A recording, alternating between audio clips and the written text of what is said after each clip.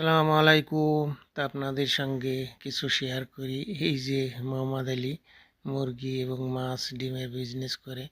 তো এই মুরগিগুলি কিছু ডিপ ফ্রিজের মুরগিগুলি দেখেন কেমনি সুন্দর করে সাজিয়ে রাখে। এই যে পাখি, কোয়েল পাখির ডিম আছে, এ পাশে আছে আপনার এই যে মাকরুম মাংস মাকরুম করা সেই সব রয়েছে এই টাইপ ফ্রিজে। শুটকি মাছ আছে, শুটকি মাছ এই ফ্রিজে।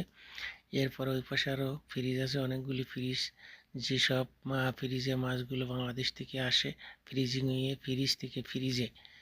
এই যে এইটাই আছে, ওই যে ছোট ছোট লইট্টা শুটকি, এটা ওটা আর কিছু মাছ আছে। এইটাই আছে পাঙাশ মাছ আছে, রুই মাছ আছে, অন্যান্য আরও মাছ মিক্স মাছ আছে।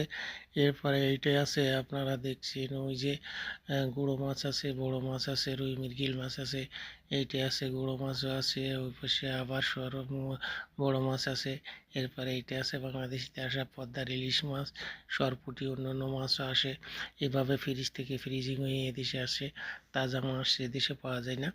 তো এই যে আপনারা দেখছেন যে কত সুন্দর। এরপর ওই পাশে করাত আছে, করাত দিয়ে কেটে যখন নেওয়া হয় ওজন করে করাত দিয়ে কেটে দিয়ে পরে এইসব মাছগুলো দেয়। দেখছেন এই যে পদ্মার